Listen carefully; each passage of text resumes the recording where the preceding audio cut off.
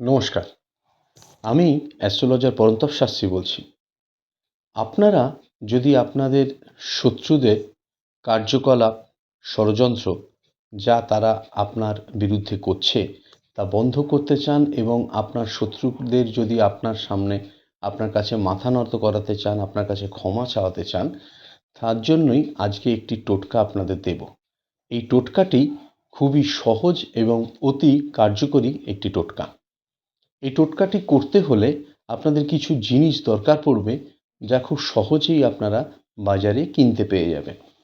জিনিসগুলি হলো 7টি 7 রঙের সুতো, বেশ বড় সাইজের, 7টি চারমুখী মাটির প্রদীপ, সর্ষের তেল, তিলের তেল, গরুর দুধ থেকে তৈরি ঘি অল্প পরিমাণে, গাওয়া ঘি, 7টি গোটা গোলমরিচ, 7টি শুকনো লঙ্কার বীজ, 5টি লবঙ্গ, অল্প হলুদ সর্ষে, 6টি সবুজ ছোট এলাচ, অল্প কালো তিল ও অল্প কর্পূর। এবার বলছি টোটকাটি কিভাবে করতে হবে।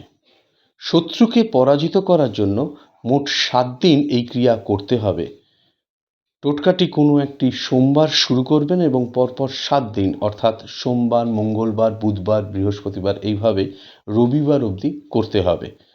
7 রঙের সুতো যা আপনি কিনেছেন তার প্রত্যেকটি আলাদা আলাদা করে সলতে পাকিয়ে নিন এবং খুব ভালো করে সলতেটা পাকিয়ে নেবেন।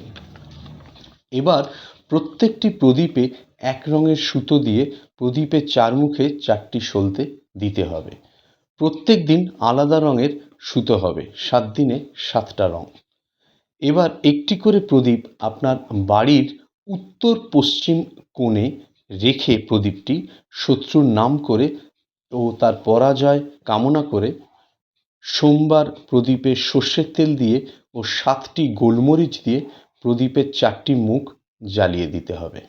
মঙ্গলবার প্রদীপে তিলের তেল দিয়ে ও 7টি শুকনো লঙ্কার বীজ দিয়ে জ্বালিয়ে দিতে হবে। বুধবার প্রদীপে তিলের তেল দিয়ে ও তাতে 5টি লবঙ্গ দিয়ে 4টি মুখ জ্বালিয়ে দিতে হবে। বৃহস্পতিবার প্রদীপে সর্ষের তেল দিয়ে তাতে অল্প হলুদ সর্ষে দিয়ে 4টি মুখ জ্বালিয়ে দিতে হবে। শুক্রবার প্রদীপে গরুর দুধের ঘি দিয়ে তাতে 6টি সবুজ ছোট এলাচ দিয়ে 4টি মুখ জ্বালিয়ে দিতে হবে। শনিবার প্রদীপে সর্ষের তেল ও তাতে অল্প কালো তিল দিয়ে 4টি মুখ জ্বালিয়ে দিতে হবে। রবিবার প্রদীপে গাওয়া ঘি দিয়ে তার মধ্যে অল্প কর্পূর দিয়ে 4টি মুখ জ্বালিয়ে দিতে হবে।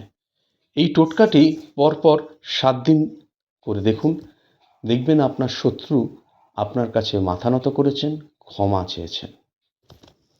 নমস্কার।